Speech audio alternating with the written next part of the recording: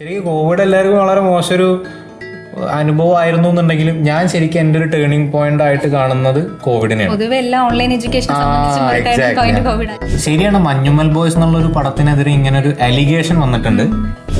നമ്മുടെ ജനഗണമനയിൽ രാജുവട്ടം പറഞ്ഞ പോലെ ഗാന്ധിജീനെ കൊന്നതിന് വരെ രണ്ട് പക്ഷമുള്ള നാടാണിത്. മാത്രമല്ല ഇപ്പോൾ ഈ വരുന്ന ചീത്ത പറയുന്ന ആൾക്കാരിൽ പലർക്കും ഒരു ഐഡന്റിറ്റി ഇല്ല, പലരും ഫേക്ക് അക്കൗണ്ടുകളാണ്. ഇപ്പം എൻ്റെ വീഡിയോസിൻ്റെ താഴെ പലരും ഇത് ചെയ്യും, ഞാൻ അച്ചീവ്മെൻറ്റ്സ് ഒക്കെ പോസ്റ്റ് ചെയ്യുമ്പോൾ ചുമ്മാ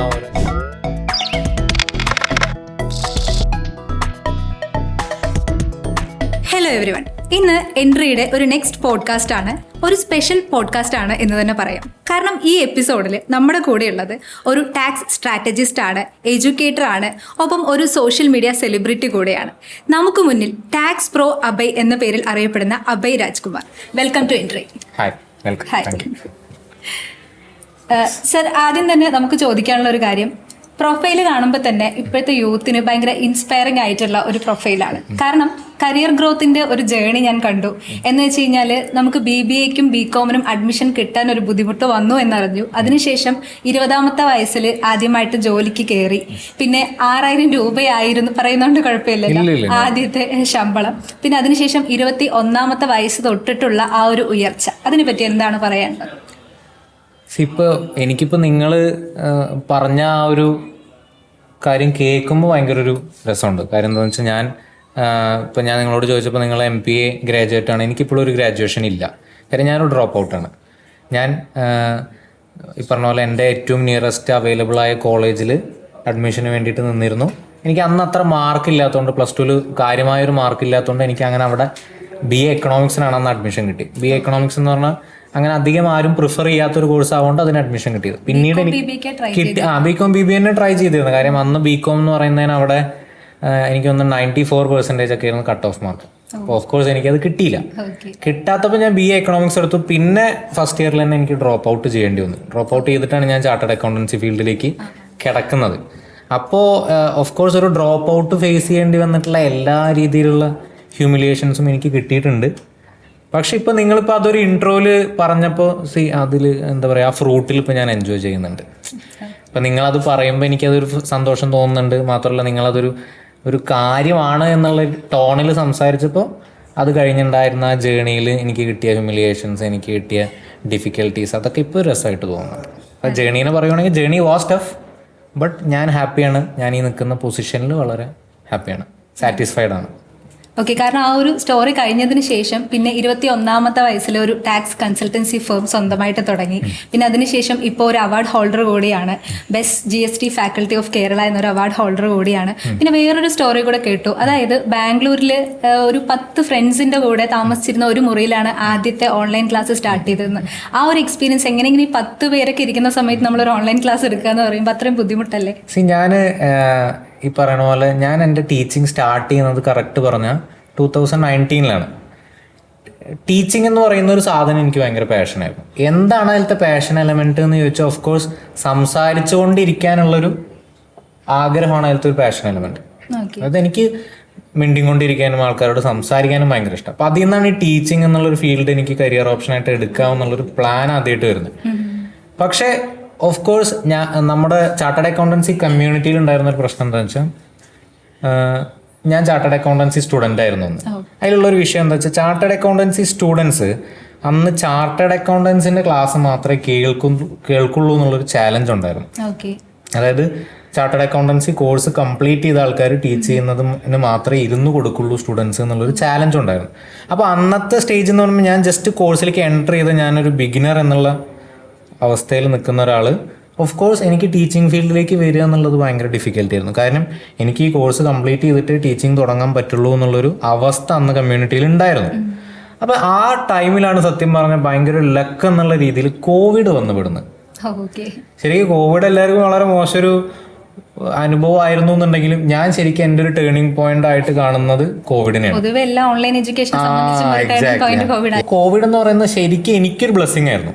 എങ്ങനെയാന്ന് വെച്ചാൽ, അന്ന് ഈ ഫീൽഡിലുണ്ടായിരുന്ന ചാർട്ടേഡ് അക്കൗണ്ടൻസി ടീച്ചിങ് ഫീൽഡിലുണ്ടായിരുന്ന നല്ല രീതിയിൽ പെർഫോം ചെയ്തിരുന്ന ഇൻസ്റ്റിറ്റ്യൂട്ടുകൾ, ഫാക്കൽറ്റീസ്, ഇവരൊക്കെ കോവിഡ് വന്നപ്പോൾ ഒന്ന് സർപ്രൈസ്ഡ് ആയി. ഓട്ടോമാറ്റിക്കലി എന്ത് ചെയ്യണമെന്ന് അറിയാത്തൊരു സ്റ്റക്ക് വന്ന സിറ്റുവേഷൻ വന്നു. കാര്യം ഓൺലൈൻ ക്ലാസ്സുകൾക്ക് അങ്ങനെ ഒരു ഫെമിലിയാരിറ്റി കിട്ടിയിട്ടില്ല. ഈവൻ സ്റ്റുഡൻസും യൂസ് ടു അല്ല. ഒരു സിസ്റ്റത്തിന്റെ മുന്നിൽ നിന്ന് ക്ലാസ് കേൾക്കുക എന്ന് പറയുന്നത് യൂസ് ടു അല്ല. അപ്പം ഞങ്ങൾ എന്ത് ചെയ്തു, അന്ന് ഈ പറയുന്ന പോലെ ഞങ്ങൾക്കും ഓഫീസൊക്കെ ക്ലോസ് ചെയ്തു, കംപ്ലീറ്റ്ലി ഷട്ട് ഡൗൺ ആണ്. പക്ഷെ ഞങ്ങൾ ഇത്രയും പേര് ബാംഗ്ലൂരത്തെ ആ റൂമിൽ പെട്ടുപോയി. ഞങ്ങൾക്കും ഇൻട്രസ്റ്റിംഗ് ആയിട്ട് എന്തെങ്കിലും ചെയ്യണമെന്നുണ്ട്.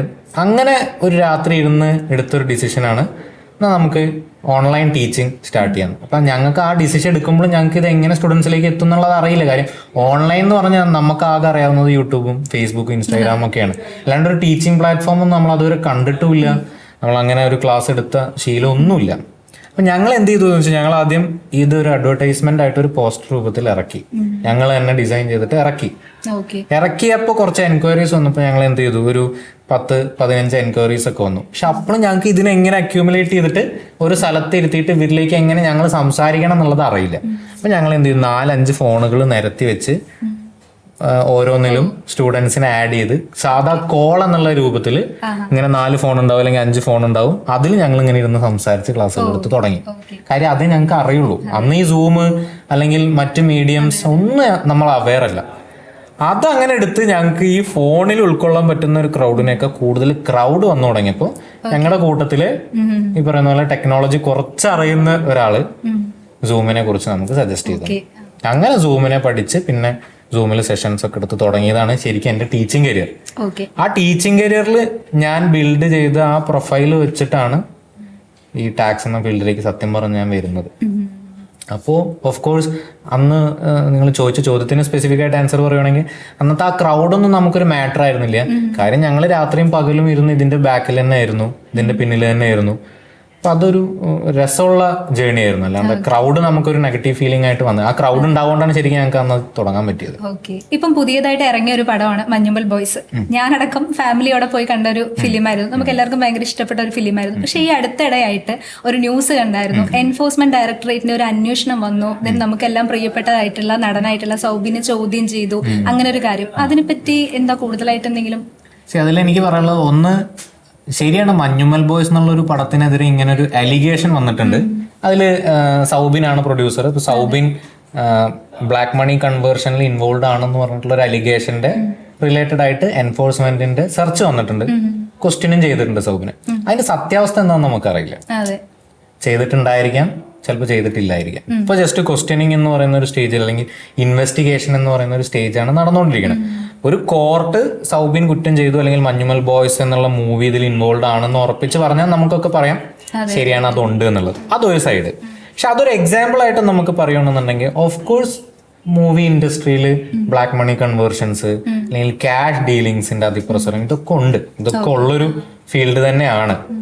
കാര്യം ഇപ്പൊ നമ്മള് ഒരുപാട് ഇൻഡസ്ട്രീസിനെ എടുക്കുകയാണെങ്കിൽ ഏറ്റവും ഈസിലി ബ്ലാക്ക് മണി കൺവേർട്ട് ചെയ്യപ്പെടുന്ന ഒരു ഇൻഡസ്ട്രി ഏതാണെന്ന് ഏതൊരു ടാക്സ് കൺസൾട്ടന്റിനോട് ചോദിച്ചാലും പറയുക മൂവി ഇൻഡസ്ട്രി എന്ന് തന്നെയാണ്. കാര്യം എക്സ്പെൻസസ് കൊടുക്കുമ്പോഴായാലും അല്ലെങ്കിൽ ഇതിന്റെ കളക്ഷൻ സമയത്താണെങ്കിലൊക്കെ ക്യാഷ് ഹാൻഡ്ലിങ്സ് വളരെ കൂടുതലാണ്. അതുകൊണ്ട് തന്നെ മൂവി ഇൻഡസ്ട്രിയിൽ ഓഫ് കോഴ്സ് യെസ് അങ്ങനത്തെ ട്രാൻസാക്ഷൻസ് ഉണ്ട്.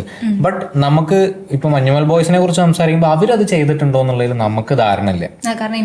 ഇൻവെസ്റ്റിഗേഷൻ നടന്നുകൊണ്ടിരിക്കുകയാണ്. സൗബിൻ അതിൽ ഇൻവോൾവ് ആണോ എന്നുള്ളതൊന്നും നമുക്കറിയില്ല. അപ്പോൾ അതൊരു എക്സാമ്പിൾ, ഒരു ഇല്ലസ്ട്രേഷൻ ആയിട്ട് പറയാം. അങ്ങനെ ഒരു ന്യൂസ് ബ്രേക്ക് ഔട്ട് ചെയ്തുകൊണ്ട് കുറച്ചും കൂടി കോമണേഴ്സിലേക്ക് ഇത് എത്തി, ഇങ്ങനത്തെയൊക്കെ കാര്യങ്ങൾ നടക്കുന്നുണ്ട്. പക്ഷെ ഞാൻ പറയുന്നത് സിനിമ ഫീൽഡ് മാത്രമൊന്നുമല്ല, എല്ലാ ഫീൽഡിലും ഉണ്ട്. ഇപ്പൊ ഈവൻ ഹോസ്പിറ്റൽ സെക്ടറിലാണെങ്കിലും പൊളിറ്റിക്സിലാണെങ്കിലും എല്ലാറ്റിലും ഇതൊക്കെ നടക്കുന്നുണ്ട്. സിനിമ ഫീൽഡിലും നടക്കുന്നുണ്ട്. അതെ, പക്ഷെ സിനിമ ഫീൽഡ് ആയതുകൊണ്ട് ആളുകൾ കുറച്ചും കൂടി കുറച്ചുകൂടി ഈഗറാണ്. എക്സാക്ട്ലി, കുറച്ചും കൂടി ഈഗറാണ്. മാത്രമല്ല അതിൽ സെലിബ്രിറ്റീസ് ഇൻവോൾവ് ആവുകൊണ്ട് ഓഫ് കോഴ്സ് അവരെ കുറിച്ച് ഡിസ്കസ് ചെയ്യാനും കാര്യങ്ങളൊക്കെ കുറച്ചും കൂടി ഈസിയാണ്. പക്ഷെ ഇത് ഇന്ന് തൊട്ട് തുടങ്ങിയൊന്നും, ഇതൊക്കെ കാലങ്ങളായിട്ട്. ഇപ്പൊ ഈവൻ പഴയ കാലഘട്ടത്തെ സിനിമകളാണെങ്കിലും അന്നും ക്യാഷ് ഹാൻഡ്ലിങ്സ് കുറേ ഉണ്ട്. അതായത് ഈസിലി നമുക്ക് ക്യാഷിനെ കൺവേർട്ട് ചെയ്ത് ബാങ്കിലേക്ക് എത്തിക്കാൻ പറ്റിയൊരു സോഴ്സ് തന്നെയാണ് മൂവി എന്നുള്ളത്. ഇത് പണ്ട് തൊട്ടേ ഉണ്ട്. പക്ഷെ ഇന്ന് അതെന്താന്ന് വെച്ചാൽ അതിന്റെ ക്വാണ്ടിറ്റി കൂടി. ഇപ്പൊ പാൻ ഇന്ത്യ ലെവലിലേക്ക് മൂവീസ് ഒക്കെ വളർന്നപ്പോൾ എന്താന്ന് വെച്ചാൽ കുറച്ചും കൂടി ബഡ്ജറ്റ് കൂട്ടാനും സിനിമകൾക്ക് പറ്റുന്നുണ്ട്, അതിന്റെ കളക്ഷൻ കൂട്ടാനും സിനിമകൾക്ക് പറ്റുന്നുണ്ട്. അപ്പൊ എന്താ വെച്ചാൽ കുറച്ചും കൂടി വോളിയം കൂടി, അത് കുറച്ചും കൂടി ആൾക്കാർ ഈ ഫീൽഡിലേക്ക്. ഇപ്പൊ പണ്ട് നമ്മൾ നോക്കുവരുന്നുണ്ടെങ്കിൽ വളരെ ലിമിറ്റഡ് പ്രൊഡ്യൂസേഴ്സാണ്, നമുക്കറിയാം കുറച്ച് പ്രൊഡ്യൂസേഴ്സ്. ഇപ്പൊ അങ്ങനെയല്ല. ഇപ്പോ അത്യാവശ്യം കുറച്ച് ക്യാഷ് ഉള്ള എല്ലാവരും പ്രൊഡ്യൂസർ. പ്രൊഡ്യൂസ് ചെയ്യുന്നുണ്ട്. ഇപ്പൊ തന്നെ പുതിയ ഇറങ്ങിയ സിനിമകളുടെ പ്രൊഡ്യൂസേഴ്സിനെ നോക്കിയാൽ കൂടുതൽ ആൾക്കാരും പുതിയ പ്രൊഡ്യൂസേഴ്സ് ആയിരിക്കും. ഇപ്പൊ കൂടുതൽ ആൾക്കാർ ഈ ഫീൽഡിലേക്ക് വരുന്നത് എന്താണെന്ന് വെച്ചാൽ അത് ആൾക്കാർ എന്നിട്ടും പോർട്രേറ്റ് ചെയ്യപ്പെടുന്നത് സിനിമകൾ ഫെയിലിയർ ആണ്, സിനിമകളിൽ നിന്ന് റിട്ടേൺസ് കിട്ടുന്നില്ല എന്നാണ്. പക്ഷെ സ്റ്റിൽ പുതിയ എൻട്രൻസ് കുറെ പേര് പ്രൊഡ്യൂസിങ്ങിലേക്ക് വരുമ്പോൾ നമുക്കറിയാം അതിന് അതിൻ്റെതായ റിട്ടേൺ ഉണ്ട്, അല്ലെങ്കിൽ അതിന് അതിൻ്റെതായ ബെനിഫിറ്റ് ഉണ്ട് എന്നുള്ളത്. പക്ഷെ ഇങ്ങനെ ഈ ബ്ലാക്ക് മണിയുടെ കാര്യങ്ങൾ ആക്ച്വലി നല്ലൊരു ഉദ്ദേശത്തോടു കൂടിയിട്ടാണ് ഇൻസ്റ്റാഗ്രാം പേജിൽ സാർ പറയുന്നത്. പക്ഷെ അതിന്റെ അകത്ത് കുറച്ച് ബാഡ് കമന്റ്സ് കണ്ടു, നമ്മൾ അതിനെ പ്രൊമോട്ട് ചെയ്യുന്നു ബ്ലാക്ക് മണിനെ എന്ന് പറഞ്ഞിട്ട്. അപ്പൊ അങ്ങനെ പറയുന്നവരോട് എന്താണ് പറയാനുള്ളത്? അങ്ങനെ പറയുന്നവരോട് എനിക്ക് പറയാനുള്ളതെന്ന് വെച്ചാൽ നമ്മുടെ ജനഗണമനയിൽ രാജുവട്ടം പറഞ്ഞ പോലെ ഗാന്ധിജീനെ കൊന്നതിന് വരെ രണ്ട് പക്ഷമുള്ള നാടാണിത്. അത് ശരിക്കും ഒരു ഭയങ്കര വലിയൊരു സെന്റൻസ് ആണ്. നമുക്കിപ്പോ ഏതൊരു ടോപ്പിക് എടുത്തു നോക്കിയാലും നമ്മൾ നല്ലത് എന്ന് പറഞ്ഞിട്ട് സെലിബ്രേറ്റ് ചെയ്ത എല്ലാ കാര്യത്തിനും മോശം പറയുന്ന ആൾക്കാരുണ്ട്. ഓഫ് കോഴ്സ് അത് എന്താണെന്ന് വെച്ചാൽ അത് അവരുടെ ഫ്രീഡം ആണ്, അവർ പറഞ്ഞോട്ടെ എന്നുള്ളതാണ് അതിൽ കാര്യമുള്ളൂ. പക്ഷെ ഇത് അതിന്റെ ലിമിറ്റ് കടന്നിട്ട് നമ്മുടെ എന്താ പറയുക, ആ ഒരു ലിമിറ്റിന്റെ പുറത്തോട്ട് വരുമ്പോൾ മാത്രമേ നമുക്ക് അതിലൊരു പെയിൻ ഉള്ളൂ, ഒരു പെയിൻ പോയിന്റ് ഉള്ളൂ. അപ്പം നെഗറ്റീവ് കമന്റ്സ് ഓഫ് കോഴ്സ് എനിക്ക് ആദ്യം ഇത് ഹാൻഡിൽ ചെയ്യാൻ ഭയങ്കര പാടായിരുന്നു. കാര്യം ഞാൻ ഇപ്പോൾ വരുന്ന ഒരു ഫീൽഡ് എന്ന് പറയുന്നത് ചാർട്ടേഡ് അക്കൗണ്ടൻസിക്ക് പഠിപ്പിക്കുന്ന ഒരു ഫാക്കൽറ്റി എന്നുള്ളത് അവിടുത്തെ സ്റ്റുഡൻസിനെ നിങ്ങൾക്ക് എക്സ്പെക്ട് ചെയ്തറിയാം ഭയങ്കര സട്ടിൽ സ്റ്റുഡൻസ് ആയിരിക്കും. അതായത് അവർക്ക് പഠിക്കുക എന്നുള്ളത് മാത്രമേ താല്പര്യം ഉണ്ടാവുള്ളൂ. അപ്പൊ അവര് ഹാൻഡിൽ ചെയ്യുമ്പോൾ നമുക്ക് ഈസിയാണ്. കാര്യം എന്താ വെച്ചാൽ നമുക്ക് അങ്ങനെ ഒരു ഈ പറയുന്ന പോലെ നമ്മളെ കുറിച്ച് മോശം പറയുന്ന ആൾക്കാരോ അല്ലെങ്കിൽ അങ്ങനെ നമ്മളെ കുറിച്ച് നെഗറ്റിവിറ്റി സ്പ്രെഡ് ചെയ്യുന്ന ഒരു ഓറയൊന്നും അവിടെ ഇല്ല. കാര്യം എന്താ വെച്ചാൽ നമുക്ക് വരുന്നു, കോണ്ടന്റ് പഠിപ്പിക്കുന്നു, പോകുന്നു, ആ ഒരു സിസ്റ്റം ആയിരുന്നു. ഇതിൽ നിന്ന് പെട്ടെന്ന് ഇൻസ്റ്റാഗ്രാമിലേക്ക് എത്തിയപ്പോൾ ഈ പറയുന്ന പോലെ ഹെയ്ട്രഡ് എന്ന് പറയുന്ന ഒരു സാധനം എല്ലാം വന്നു തുടങ്ങി. അപ്പൊ ഇനീഷ്യൽ സ്റ്റേജിൽ അത് എനിക്ക് ഹാൻഡിൽ ചെയ്യാൻ ഭയങ്കര പാടായിരുന്നു. ഞാൻ സ്വയം ഷോർട്ട് ടെമ്പേർഡ് ആവും. അപ്പൊ അങ്ങനെ ഒരു എല്ലാവർക്കും ഉള്ള പോലെ ഹാൻഡിൽ ചെയ്യാൻ ബുദ്ധിമുട്ട് വന്നു. പിന്നെ എനിക്ക് മനസ്സിലായി പറയണ പോലെ ഇതിൽ ഭൂരിഭാഗം ആൾക്കാരും, കുറ്റം പറയുന്ന ഭൂരിഭാഗം ആൾക്കാരും ഏതർ അവർ ടാക്സ് കൺസൾട്ടൻസ് ആണ് അല്ലെങ്കിൽ അവർ ചാർട്ടേഡ് അക്കൗണ്ടൻസ് ആണ്. അപ്പൊ എന്ത് എലമെന്റ് ആണ് അവരെ ട്രിഗർ ചെയ്യിക്കുന്നത് എന്നുള്ളത് എനിക്ക് മനസ്സിലായി തുടങ്ങി. ഇതിന്റെ എൻഡ് റിസൾട്ട് കിട്ടുന്ന ഒരു കൺസ്യൂമർ അല്ലെങ്കിൽ ഒരു ബിസിനസ് മാൻ അല്ലെങ്കിൽ ഒരു സ്റ്റുഡന്റ് ഒരിക്കലും എന്നെ കുറ്റം പറയുന്നില്ല. കാര്യം അവർക്ക് അതിന്റെ കറക്റ്റ് സെൻസ് മനസ്സിലാവുന്നുണ്ട്, അവർക്ക് കറക്റ്റ് കാര്യം കിട്ടുന്നുണ്ട്. അപ്പൊ എന്നെ കുറ്റം പറയുന്ന കാറ്റഗറി ആരാന്ന് മനസ്സിലായപ്പോ എനിക്ക് അത് ഉൾക്കൊള്ളാൻ പറ്റി തുടങ്ങിയല്ല. അത് എന്നെ എന്തുകൊണ്ടാണ് എന്നുള്ളത് മനസ്സിലായി. മാത്രമല്ല അതിനെ എനിക്ക് നിർത്താനും പറ്റില്ല എന്നുള്ളത് മനസ്സിലായി. ഈ ബ്ലാക്ക് മണിയുടെ കേസ് മാത്രമല്ല, പൊതുവെ ഈ ടാക്സിന്റെ റിലേറ്റഡ് ആയിട്ടുള്ള വീഡിയോസിലൊക്കെ ഈ പറഞ്ഞ പോലെ ചില ഒരു ഭാഗം ചാർട്ടേഡ് അക്കൗണ്ടന്റുമാരും GST റിലേറ്റഡ് ആൾക്കാർ മോശമായിട്ട് കമന്റ് ചെയ്യുന്നുണ്ട്. ഈവൻ ഇപ്പൊ ഞാൻ ബ്ലാക്ക് മണി റിലേറ്റഡ് വീഡിയോസ് ചെയ്യുന്നു. ഞാനിപ്പോ ബ്ലാക്ക് മണി റിലേറ്റഡ് വീഡിയോസ് ചെയ്യുന്നതുകൊണ്ട് ആ ഇൻഫർമേഷൻ കിട്ടിയ എത്രയോ ആൾക്കാരുണ്ട്.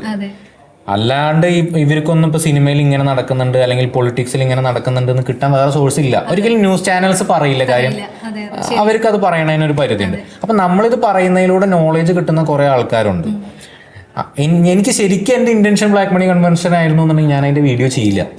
ഞാനത് വളരെ സീക്രട്ട്ലി ചെയ്യേണ്ട ഒരു കാര്യമാണല്ലോ. അല്ലാണ്ട് ഇതിങ്ങനെ ശ്രമിക്കുന്നത്. അപ്പോൾ അത് മനസ്സിലാവേണ്ട ഒരു കൂട്ടം ആൾക്കാർക്ക് മനസ്സിലാവുന്നുണ്ട്. പിന്നെ എനിക്ക് അതിൽ ഭയക്കേണ്ട ആവശ്യമില്ല. കാരണം ഞാൻ എന്ത് പോയിന്റാണ് പറയുന്നത് എന്നുള്ളത് വ്യക്തമായിട്ട് എനിക്ക് ധാരണ ഉണ്ട്. കേൾക്കുന്ന നല്ലൊരു കമ്മ്യൂണിറ്റിക്കും അത് ധാരണ ഉണ്ട്. അപ്പൊ എനിക്ക് അതിൽ കുഴപ്പമില്ല. പിന്നെ നെഗറ്റിവിറ്റി എന്താ പറയുക, ഇപ്പോൾ പണ്ട് കമന്റ് ബോക്സിലായിരുന്നു, ഇപ്പൊ അത് കുറച്ചും കൂടി ഒക്കെ സ്പ്രെഡ് ചെയ്ത് ഇൻബോക്സ് വരെ എത്തിയിട്ടുണ്ട്, എന്റെ കോൾസ് വരെ എത്തിയിട്ടുണ്ട്. ബട്ട് സ്റ്റിൽ ഇത് ഹാൻഡിൽ ചെയ്തല്ലേ പറ്റൂ. ഇപ്പൊ ഇന്നലെ മിനിഞ്ഞാന്നൊക്കെ നമുക്ക് ട്രിവാൻഡ്രമുള്ള ഒരു കുട്ടി സൂയിസൈഡ് ചെയ്തു എന്ന് പറഞ്ഞു. എന്താ പറയാ, ഈ നെഗറ്റീവ് കമന്റ്സിനെ ഹാൻഡിൽ ചെയ്യാൻ പറ്റാത്തതുകൊണ്ടെന്നൊക്കെയാണ് ആൾക്കാർ പറയുന്നത്. അപ്പം അത് എന്താന്ന് വെച്ചാൽ അത് ഇതിന്റെ ഒരു പാർട്ട് ടൈം പാർസലാണ്. അത് ഇതിലേക്ക് വരുമ്പോൾ, സോഷ്യൽ മീഡിയ കമ്മ്യൂണിറ്റിയിലേക്ക് വരുമ്പോൾ അല്ലെങ്കിൽ കോണ്ടന്റ് ക്രിയേഷനിലേക്ക് വരുമ്പോൾ നമ്മളത് ഉൾക്കൊള്ളണം. ഉറപ്പായിട്ടും നമ്മളത് ഉൾക്കൊണ്ടിട്ടേ പുറത്ത് വരാൻ പറ്റുള്ളൂ. എന്തിനും രണ്ട് രീതി. ഇപ്പൊ ഞാൻ മിനിഞ്ഞാന്ന് ഈദായിരുന്നു, ഞാൻ ഈദിന് ഒരു പോസ്റ്റ് ഇട്ടു. അതായത് ജസ്റ്റ് ഈദ് മുബാറക് എന്ന് പറഞ്ഞിട്ട് താഴെ ടാക്സ് പ്രോ അഭയ് രാജ്കുമാർ എന്ന് പറഞ്ഞിട്ട് ഒരു സ്റ്റാറ്റസ് ഇട്ടു, ഒരു മുസ്ലിം സോങ്ങും ആഡ് ചെയ്തു. ഇതിന് വരെ കുറ്റം പറഞ്ഞ ആൾക്കാരുണ്ട്. ഇതിന് വരെ മതപരമായിട്ടുള്ള രീതിയിൽ എനിക്ക് ഇൻബോക്സിൽ വന്ന് എന്നെ ചീത്ത പറയുന്ന ആൾക്കാരുണ്ട്. അപ്പൊ ഇതൊക്കെ ഉൾക്കൊണ്ട് വരുന്നേ ഉള്ളൂ ഞാൻ. കാരണം എന്താ വെച്ചാൽ ഞാൻ വരുന്നത് പട്ടാമ്പിയിൽ നിന്നാണ്. ബേസിക്കലി അവിടെ എല്ലാ കാറ്റഗറി ആൾക്കാരുണ്ട്. എനിക്ക് ഏറ്റവും കൂടുതൽ ഫ്രണ്ട്സ് മുസ്ലിം കമ്മ്യൂണിറ്റിയിൽ നിന്നാണ്.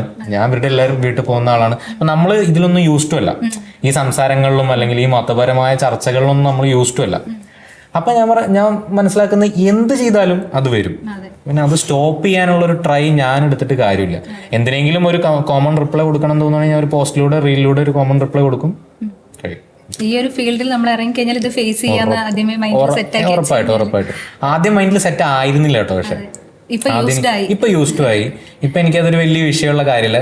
മാത്രമല്ല ഇപ്പോൾ ഈ വരുന്ന ചീത്ത പറയുന്ന ആൾക്കാരിൽ പലർക്കും ഒരു ഐഡന്റിറ്റി ഇല്ല, പലരും ഫേക്ക് അക്കൗണ്ടുകളാണ്. ഇപ്പൊ എൻ്റെ വീഡിയോസിന്റെ താഴെ പലരും ഇത് ചെയ്യും, ഞാൻ അച്ചീവ്മെന്റ്സ് ഒക്കെ പോസ്റ്റ് ചെയ്യുമ്പോൾ ചുമ്മാ ഓരോ അച്ചീവ്മെന്റ്സ് പോസ്റ്റ് ചെയ്യാണ്, പുള്ളി ഒരു മാസ്ക് ഇട്ടിരിക്കുകയാണ്, പുള്ളിക്ക് ഒരു മാസ്കിംഗ് ആണിത് എന്നൊക്കെ. ഈ മാസ്കിംഗ് ആണെന്ന് പറയുന്നവന്റെ അക്കൗണ്ട് പോയി നോക്കിയാൽ ചിലപ്പോൾ അതിലൊരാളുണ്ടാവില്ല, അതിലൊരു വ്യക്തി ഉണ്ടായിരിക്കില്ല. അപ്പൊ അത് നമ്മളത് ഉൾക്കൊണ്ട് മുൻപോട്ട് പോയേ പറ്റും. ഇപ്പൊ എൻട്രീനെ നല്ലത് പറയുന്ന ആൾക്കാരുണ്ടായിരിക്കും, എൻട്രീനെ മോശം പറയുന്ന ആൾക്കാരുണ്ട്. എന്ന് വെച്ചാൽ നെഗറ്റീവ് പറയുന്ന ആൾക്കാർ വേണം. അതിലൂടെ റീച്ചും ഉണ്ട്, പ്ലസ് അതിലൂടെ ഒരു മോട്ടിവേഷൻ കിട്ടുന്നുണ്ട്. നമുക്ക് അവര് നെഗറ്റീവ് പറയാത്ത ഒരു പോയിന്റിലേക്ക് നമ്മുടെ വർക്ക് എത്തണം എന്നുള്ളൊരു എനർജി ഉള്ളിൽ നിന്ന് വരും. അപ്പൊ നല്ലതാ. കുറച്ച് നമ്മുടെ നടന്മാര് മമ്മൂട്ടി, ശ്രീനിവാസൻ, കുഞ്ചാക്കോ ബോബൻ അവരൊക്കെ ഈ കൃഷിഭൂമി ഉടമകളാണെന്ന് കേട്ടിട്ടുണ്ട്. അപ്പൊ അതിന് ചില ടാക്സ് ബെനിഫിറ്റ്സ് കിട്ടുന്നുണ്ട് അതിലൂടെ എന്നും പറയുന്നു. ആക്ച്വലി അതിനെപ്പറ്റി എനിക്ക് കറക്റ്റ് ആയിട്ട് അറിയില്ല, എന്താ അങ്ങനെ ഉണ്ടോ? ഓഫ് കോഴ്സ് അഗ്രികൾച്ചർ എന്ന് പറയുന്ന ഒരു ഇൻഡസ്ട്രിയിൽ ടാക്സ് ബെനിഫിറ്റ്സ് ഉണ്ട്. അഗ്രികൾച്ചർ ചെയ്തതിന് കിട്ടുന്ന വരുമാനത്തിന്റെ മുകളിലാണെങ്കിലും അഗ്രികൾച്ചർ ലാൻഡുകൾ വിറ്റിട്ട് കിട്ടുന്ന എമൗണ്ടിന്റെ മുകളിലാണെങ്കിലും ഒക്കെ ടാക്സ് ബെനിഫിറ്റ്സ് ഉണ്ട്. ശരിയാണ്, ഇന്ത്യയിൽ ഒരുപാട് ടാക്സ് ബെനിഫിറ്റ്സ് ഉണ്ട്. ബട്ട് ഇവര് അഗ്രികൾച്ചർ ചെയ്യുന്നത് ആ ഒരു ഇന്റൻഷൻ ആണോ എന്നുള്ളത് നമുക്ക് അറിയില്ല. കാര്യം എന്താണെന്ന് വെച്ചാൽ വളരെ നെഗ്ലിജിബിൾ ആയ ഒരു ടാക്സ് ബെനിഫിറ്റ് ആണല്ലോ അതൊന്ന് കിട്ടുള്ളൂ. ഇപ്പൊ ഫോർ ആൻ എക്സാമ്പിൾ, ഇപ്പൊ എനിക്ക് കുറച്ച് സ്ഥലമുണ്ട്, എനിക്കിപ്പോ ഒരു 2 CR ആരെങ്കിലും ക്യാഷ് ആയിട്ട് കൊണ്ടുവന്ന് തന്നു. ഈ 2 CR എനിക്ക് അഗ്രികൾച്ചർ ലാൻഡിൽ നിന്ന് കിട്ടിയതാണ്, അതിൽ നിന്ന് കിട്ടിയ വരുമാനമാണെന്ന് പറയുന്നതിൽ ഒരു ലിമിറ്റേഷൻ ഉണ്ട്. കാര്യം എന്താ വെച്ചാൽ ഇന്ന് ടെക്നോളജി അത്രയും വളർന്നു, സാറ്റലൈറ്റിന്റെ ഒക്കെ യൂസിൽ നിന്ന് ശരിക്കും അവിടെ അഗ്രികൾച്ചർ നടന്നിട്ടുണ്ടോ എന്ന് വരെ ഡിപ്പാർട്ട്മെന്റ് ചെക്ക് ചെയ്യുന്ന ഒരു പോയിന്റ് എത്തി. അപ്പൊ അതുകൊണ്ട് ബെനിഫിറ്റ്സ് ഉണ്ട്. ബട്ട് ചിലരൊക്കെ ശരിക്കും താല്പര്യം കൊണ്ട് തന്നെ, ഇപ്പൊ ശ്രീനിവാസനൊക്കെ ശരിക്കും അതിൽ ഇൻട്രസ്റ്റഡ് ആയിട്ട് ചെയ്യുന്നുണ്ട് എന്നുള്ളതാണ്. മേ ബി പലരും ടാക്സ് പ്ലാനിങ്ങിന് വേണ്ടി, ടാക്സ് സേവിങ്ങിന് വേണ്ടി ചെയ്യുന്നവരും ഉണ്ടായിരിക്കാം കേട്ടോ. കാര്യം ഇത്രയും ബെനിഫിറ്റ്സ് ഉണ്ടാവുകൊണ്ട് അത് ചെയ്യുന്ന, അഗ്രികൾച്ചർ ലാൻഡ് ഓൺ ചെയ്യുന്ന ഒരു കൂട്ടം ആൾക്കാരും ഉണ്ട്. രണ്ടും ഉണ്ട്. ചിലപ്പോൾ ഈ രണ്ട് താല്പര്യങ്ങളും കൂടിയിട്ടും ആവാം. രണ്ട് താല്പര്യങ്ങളും ക്ലബ്ബ് ചെയ്യുന്ന ഒരു പോയിന്റിൽ വരുന്ന കാര്യം ആവാം, ചാൻസ് ഉണ്ട്. സർ, നമുക്ക് ഈ പെട്രോള് ഗവൺമെന്റ് GSTയുടെ അണ്ടറിൽ ഇതുവരെ കൊണ്ടുവന്നിട്ടില്ല. കാരണം അതിൽ അറിയപ്പെടുന്ന എങ്ങനെയാന്ന് വെച്ച് കഴിഞ്ഞാൽ, അങ്ങനെ കൊണ്ടുവരികയാണെങ്കിൽ പെട്രോൾ ഹൈ പ്രൊഡക്റ്റ് കാറ്റഗറിയിലായിരിക്കും പെടുന്നുണ്ടാവുക. അപ്പൊ 28% GST ആണ് വരിക. അപ്പൊ ഗവൺമെന്റ് നഷ്ടമായിരിക്കും എന്നാണ് ഞാൻ കേട്ടിട്ടുള്ളത്. ശരിയാണെന്ന് അറിയില്ല.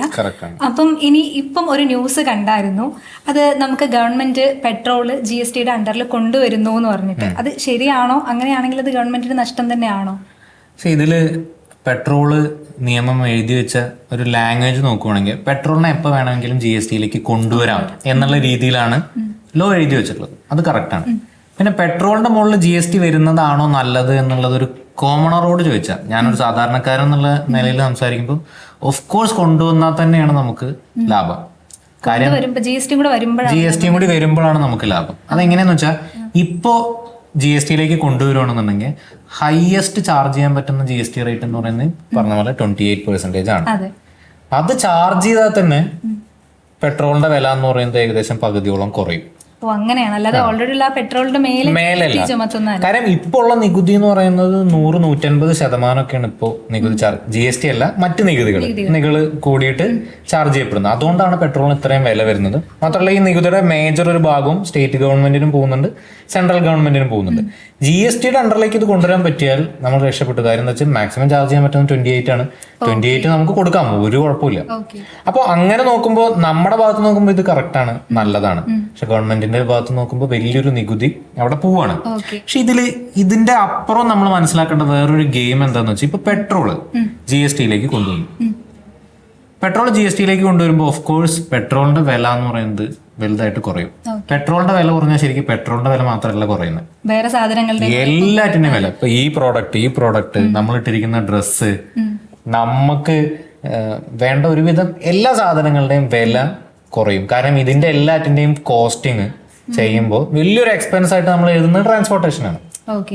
ഒരു പ്രോഡക്റ്റിന്റെ കോസ്റ്റിംഗ് ഒരു കോസ്റ്റ് മാനേജ്മെന്റ് അക്കൗണ്ടന്റ് ഡിറ്റർമിൻ ചെയ്യുമ്പോൾ അതിൽ വരുന്ന ഒരു മേജർ കോസ്റ്റ് എന്ന് പറയുന്നത് ട്രാൻസ്പോർട്ടേഷൻ ആണ്. പെട്രോളിന്റെ വില കുറഞ്ഞ ഈ സാധനങ്ങളുടെ ഒക്കെ വില കുറയും. അപ്പൊ പെട്രോളിൽ നിന്ന് കിട്ടുന്ന നികുതി കുറയും, ഓഫ് കോഴ്സ് ഈ സാധനങ്ങളിൽ നിന്ന് കിട്ടുന്ന നികുതിയും കുറയും.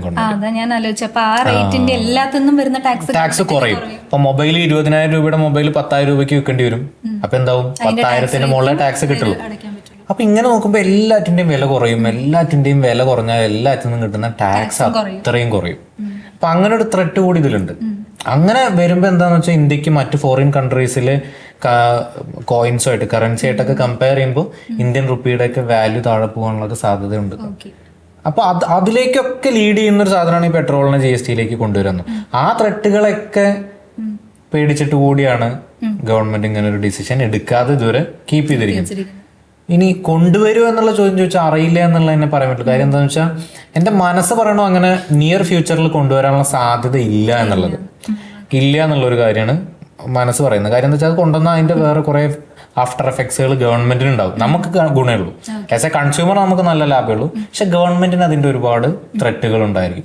അതുകൊണ്ട് കൊണ്ടുവരാനുള്ള സാധ്യത വളരെ കുറവാണ് കാണും. പിന്നെ അത്രയും ജനങ്ങളിൽ നിന്നൊരു പുഷ് വരണം, അത്രയും ഒപ്പോസിഷൻ പാർട്ടീസിൽ നിന്നും ബാക്കി കാര്യങ്ങളിൽ നിന്നൊക്കെ ഒരു പുഷ് വന്നാൽ മേ ബി കൊണ്ടുവന്നേക്കാം.